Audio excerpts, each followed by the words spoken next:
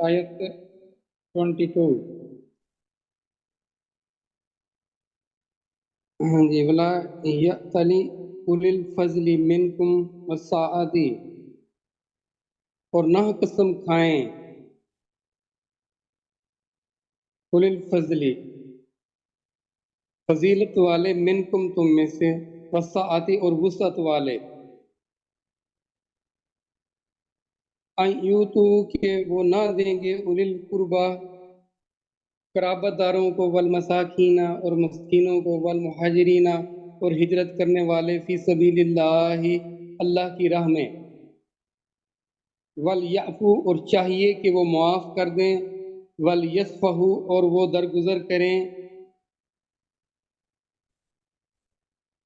اب یہاں مسئلہ کیا تھا؟ یہ مسئلہ کیا ہے؟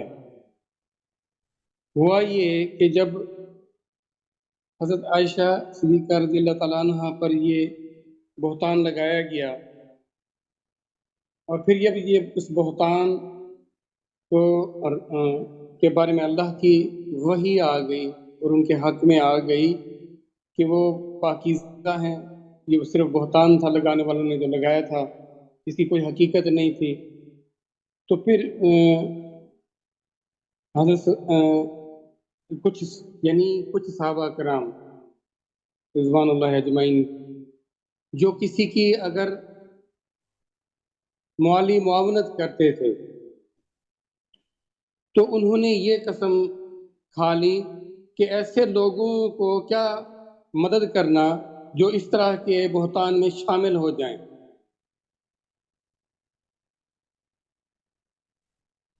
تو پھر اس پر اللہ کا یہ حکم آیا، اللہ کا حکم یہ آیا کہ جن کو اللہ نے فضیلت دی ہے، وسعت دی ہے، کشائش دی ہے،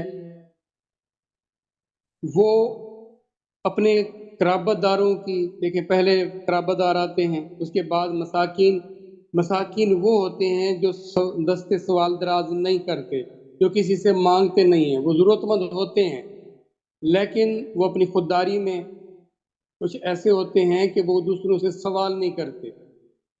اب یہ جن کو اللہ نے فضیلت دی ہے، جن کو اللہ نے کشائش دی ہے، اب یہ ان کے ذمے ہے کہ وہ ایسے لوگوں کو تلاش کریں، دیکھیں اور بنا ان کے سوال کرنے پر ان کی کیا مدد کریں۔ مساکین جو سوال نہیں کرتے لیکن ضرورت مند ہوتے ہیں، اور ہجرت کرنے والے فی سبیل اللہ، والمہاجرین فی سبیل اللہ، اور اللہ کے راستے میں جو اپنا گھر بار، اپنے ساری تجارت، مال اسباب، رشتہ دار سب چھوڑ کر آئے ہوئے تھے، ان کی بھی دیکھ بھال، ان کی بھی مدد ذمے ہیں ان کے جو اس اہلیت رکھتے ہیں دوسروں کی مدد کرنے۔ اب دیکھنا معاملہ کیا ہے؟ معاملہ یہ ہے کہ اللہ کی رضا کے لیے، اللہ کی خوشنودی کے لیے اللہ کا حکم پورا کرنا ہے، نہ کہ آپ نے اپنے ذاتی منفعت دیکھنا ہے، اپنا فائدہ دیکھنا ہے، دوسروں کے رویوں کو دیکھنا ہے کہ دوسرے آپ کے ساتھ کیا کرتے ہیں، دوسرے کے ساتھ اگر آپ کے ساتھ بھلا نہیں کرتے، اچھا نہیں کرتے، اگر آپ سے مس بیہیو کرتے ہیں تو کیا پھر آپ اس لیول سے دیکھیں گے؟ ہرگز نہیں اس طرح دیکھنا۔ یہ دیکھنا ہے کہ مجھے اللہ کا حکم ہے، میں نے اللہ کی رضا کے لیے یہ کام کرنا ہے۔ یہ تو ایک تجارت ہوگی، یہ تو ایک لین دین ہو گیا کہ اگر آپ سے کوئی اچھا سلوک کرتا ہے، آپ کو کوئی فائدہ دیتا ہے تو پھر آپ اس کے ساتھ اچھا سلوک کریں یا آپ اس کو فائدہ دیں۔ ایسا ہرگز نہیں، اللہ کی رضا کو مد نظر رکھنا ہے۔ اب اگلا دیکھیں، آیت کا اگلا حصہ کیا ہے؟ الا تحبون، کیا تم یہ بات پسند نہیں کرتے، کیا تم یہ بات محبوب نہیں ہے، ان یغفر اللہ لکم، کہ اللہ تمہیں بخش دے، تم پر اللہ کی عنایات ہوں، اللہ کا کرم ہو۔ واللہ، اور اللہ تو ہیں کیا، غفور الرحیم، بخشنے والے اور نہایت مہربان۔ اب یہاں پر یہ بات ذہنوں میں ہونی چاہیے کہ مجھے یہ عمل محبوب ہونا چاہیے، مجھے اس عمل سے محبت ہونی چاہیے۔ جب وہ میں عمل محبت اللہ کی محبت میں کروں گا، کس کی محبت میں؟ اللہ کی محبت میں، تو تب تک وہ عمل اس لیول تک نہیں آئے گا۔ دیکھیں، کیا اللہ کے خزانوں میں کوئی کمی ہے؟ کہ اللہ غریبوں کو، یتیموں کو، مساکین کو اور مہاجرین کو اللہ اپنے خزانوں میں سے خود دے؟ یہ بھی اللہ کے خزانے ہیں جو اللہ نے کسی کو دیے، پھر اللہ نے یہ فرمایا کہ تم اب اس میں سے آگے دو۔ اب اصل مال نہیں ہے، یہ یاد رکھ، حقیقت میں وہ محبت ہے جو محبت مال کے ذریعے ٹرانسفر کرنی ہوتی ہے۔ وہ اپنا پن ہے، وہ احساس ہے جس کو اللہ آگے ٹرانسفر کرنا چاہتے ہیں۔ یہ یاد رکھیے گا، مال تو کہیں سے مل سکتا ہے، مال کا کیا ہے؟ اصل وہ محبت ہے، وہ ایسوسیشن ہے جو آپس میں انسانوں کو جوڑتی ہے، جو ان کا آپس میں تعلق۔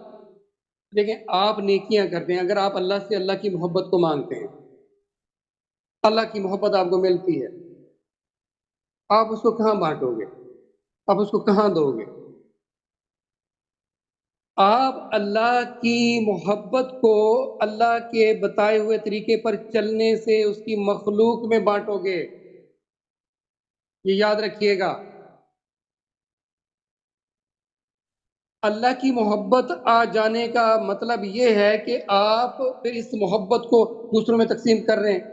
کیا دوسروں کی عزت، احترام اور شان، ان کے خیال، ان کا رکھنا، ان کا احساس آپ کے لیے محبوب ہوا یا نہ ہوا؟ محبوب ہو گیا، آپ کو اللہ کی محبت کی طرف آپ آ گئے، آنا شروع ہو گئے، اور یہ اللہ کی محبت لا زوال ہے اور لا محدود ہے،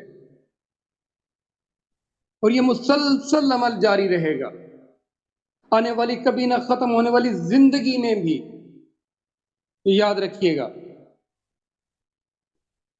دیکھیں، اللہ سوال فرماتے ہیں، دیکھیں، کیا تم یہ محبوب نہیں رکھتے؟ کیا تمہیں یہ محبوب نہیں؟ اللہ تحبون ان یغفر اللہ، کہ اللہ کی طرف سے بخشش اور عنایات تمہیں ملتی رہیں۔ بات تو اللہ سے جڑے رہنے کی ہے، بات تو اللہ سے محبت کی ہے، پھر اس محبت کو اس کی مخلوق میں بانٹنے کی ہے، جس کو ہم نے فوکس نہیں کیا ہوا نا۔ تو ہبون، تو کیا تم یہ محبوب نہیں رکھتے؟ کیا تم اس سے محبت نہیں ہے؟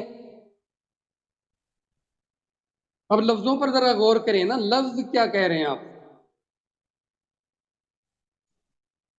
لیکن ہم نے تو اس کو جاننا تک گوارا نہ کیا، ہمارے لفظوں سے کیا آشنائی ہے کہ اللہ کی جو لفظوں کی سلیکشن ہے وہ ہے کیا؟